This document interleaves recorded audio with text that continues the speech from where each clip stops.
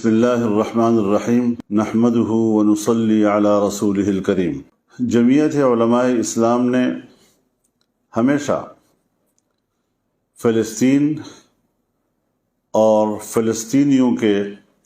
موقف کو صحیح سمجھا ہے اور تسلسل کے ساتھ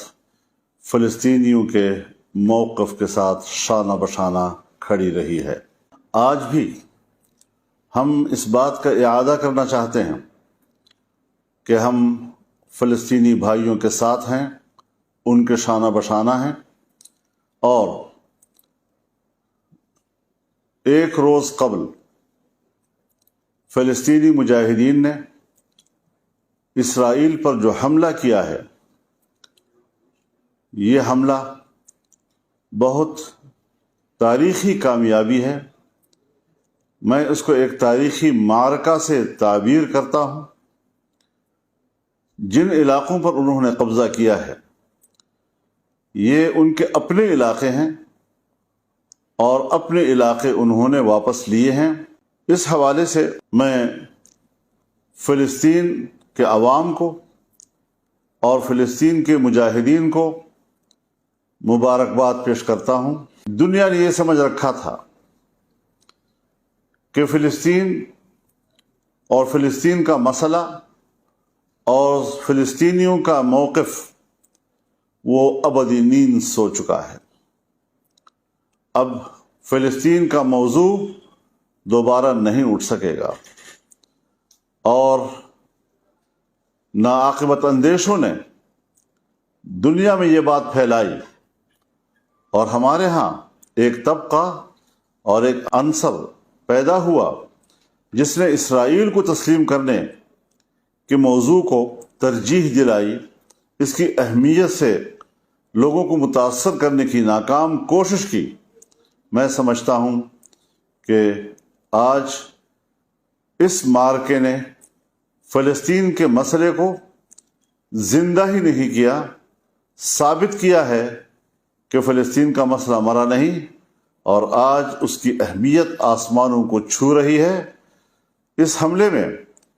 اسرائیل کے پورے دفاعی نظام کو ناکام بنا دیا گیا ہے، ان کے گھمنڈ کو زمین بوس کر دیا گیا ہے، ان کی انٹیلیجنس کو ناکام بنا دیا ہے۔ یہ حقیقت تسلیم کر لینی چاہیے دنیا کو کہ اسرائیل کوئی قوت نہیں، اسے بڑا چڑھا کر پیش کیا جا رہا ہے،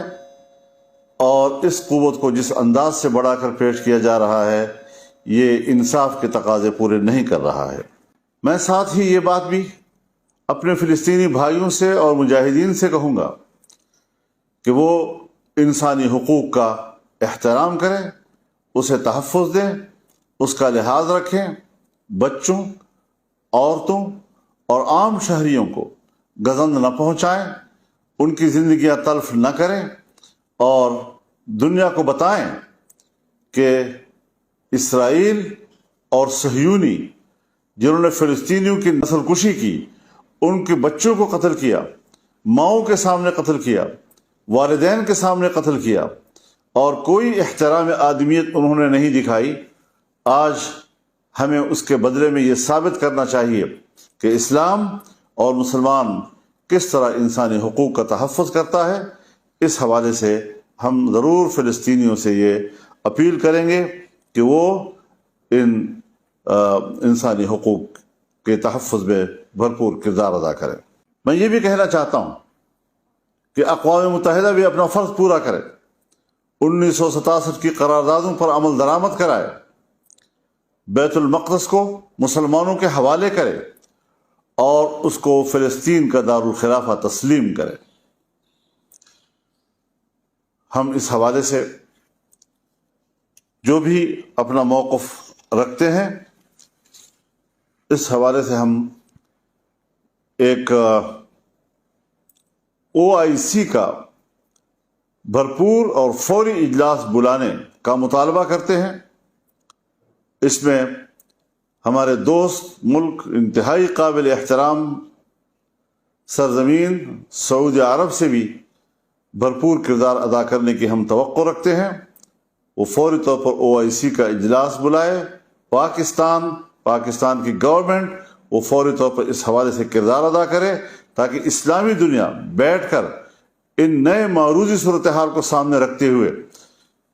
ایک نئے زاویہ نظر کے ساتھ اپنے موقف کا تعین کرے اور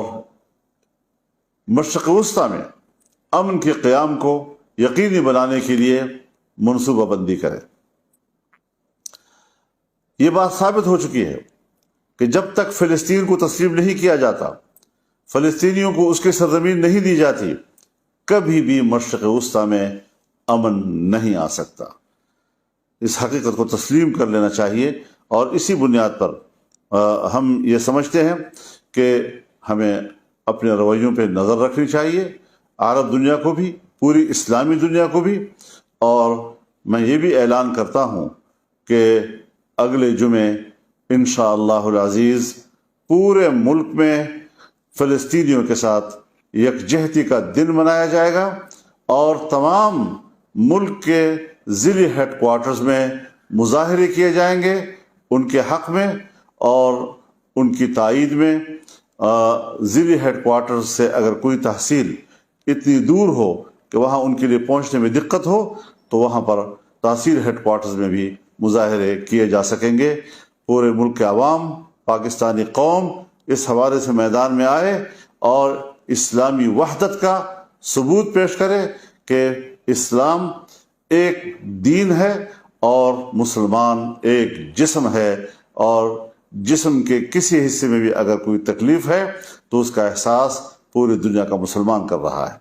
پاکستانی قوم اس حوالے سے انشاءاللہ اپنا کردار ادا کرے گی، اپنی رائے دے گی، یکجہتی کا مظاہرہ کرے گی، اور جمعے کے روز جمعے کی نماز کے بعد پورے ملک میں انشاءاللہ العزیز اس حوالے سے یکجہتی کا دن منایا جائے گا، بھرپور مظاہرے کیے جائیں گے۔ میں اس حوالے سے پوری قوم سے اپیل کرتا ہوں کہ یکجہتی کی اس دن کو بھرپور طور پر کامیاب بنائیں۔ بہت بہت شکریہ۔ وآخر دعوانا ان الحمدللہ رب العالمین۔